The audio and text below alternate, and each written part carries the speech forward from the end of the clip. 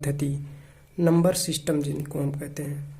तो इसमें संख्या पद्धति से हर कंपटीशन में जो भी प्रतियोगी परीक्षाएं होती हैं, जिस भी परीक्षा में गणित विषय है तो उसमें से संख्या पद्धति में से क्वेश्चन जरूर आते हैं। तो संख्या पद्धति का सबसे जो पहला टॉपिक है वह सम विषम संख्याओं के बारे में हम आप लोगों को बताएंगे। तो आइए शुरू करते हैं। सम संख्या क्या होती है, सबसे पहले ये बताएंगे आप लोगों को। सम संख्या को हम इवन नंबर के नाम से भी जानते हैं। कहा कि 2 से विभाजित होने वाली संख्याएं सम संख्या कहलाती हैं। जैसे 2, 4, 6, 8, 10 इस तरह से जो भी संख्याएं 2 से विभाजित हो जाएंगी उनको हम सम संख्या कहते हैं। ठीक, या इसको हम दूसरे तरह से भी कह सकते हैं कि जिनका इकाई का स्थान 0, 2, 4, 6 और 8 पर समाप्त हो, वे संख्याएं 2 से कट जाती हैं तो वही संख्याएं सम संख्याएं भी होती हैं। जैसे 5234, 2892 इस तरह से। अच्छा, एक परीक्षा के दृष्टिकोण से अगर देखा जाए तो सबसे छोटी सम संख्या क्या होती है, ये क्वेश्चन बार बार परीक्षा में पूछा जाता है, जो कि बहुत इम्पॉर्टेंट है। सबसे छोटी सम संख्या क्या है, तो सबसे छोटी सम संख्या 2 होती है। ठीक, तो ये हुआ सम संख्याओं के बारे में। आइए अब आप लोगों को विषम संख्याओं के बारे में बताते हैं। विषम संख्या को हम ऑड नंबर से भी जानते हैं।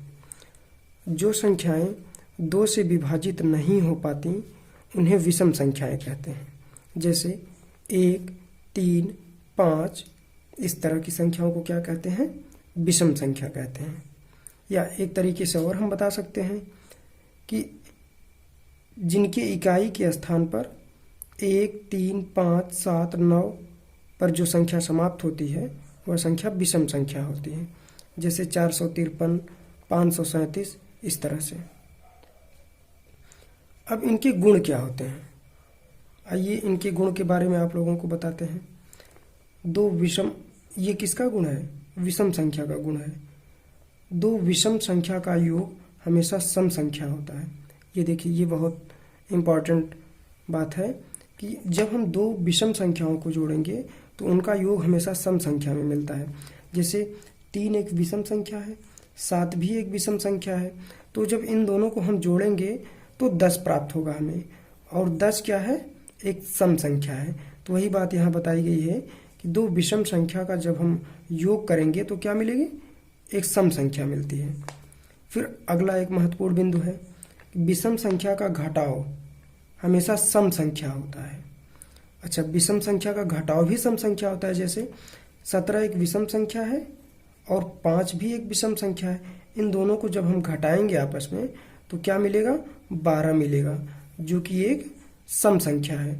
तो इस तरह से हम कह सकते हैं कि जब 2 विषम संख्याओं को हम आपस में घटाएंगे तो हमें क्या मिलेगा, एक सम संख्या मिलेगी। ठीक, आइए एक और महत्वपूर्ण बिंदु है, 2 विषम संख्याओं का गुणन हमेशा विषम संख्या होता है। ये देखिए, 2 विषम संख्याओं का गुणनफल जो होगा वह हमेशा विषम संख्या होता है। जैसे 5 एक विषम संख्या है और 7 भी एक विषम संख्या है।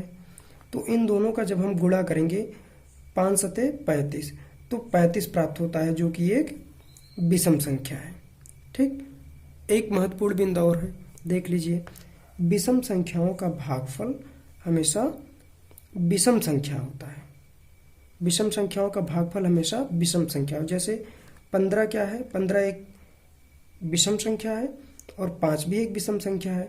जब 15 में हम 5 से भाग देंगे तो हमें क्या मिलेगा, 3 मिलेगा। तो जो 3 ये प्राप्त हुआ यह क्या है, यह एक विषम संख्या है। तो इस तरह से हम कह सकते हैं कि विषम संख्याओं का भागफल हमेशा विषम संख्या होता है। अब आइए परीक्षा के दृष्टिकोण से एक प्रश्न, ये बहुत महत्वपूर्ण है कि सबसे छोटी विषम संख्या क्या होती है।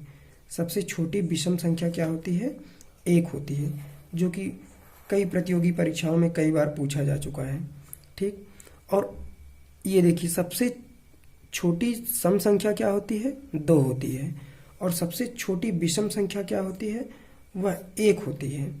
और अगर सबसे बड़ी की बात की जाए तो ये हम आप इसका कैलकुलेशन नहीं कर सकते, क्योंकि संख्याएं कहाँ तक होती हैं, अनंत तक होती हैं। संख्याएं कहाँ तक होती हैं, अनंत तक।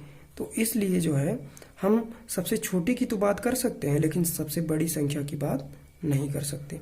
ठीक, अब आप लोगों को अगले वीडियो में हम भाज्य और अभाज्य संख्याओं के बारे में बताएंगे। ठीक, धन्यवाद।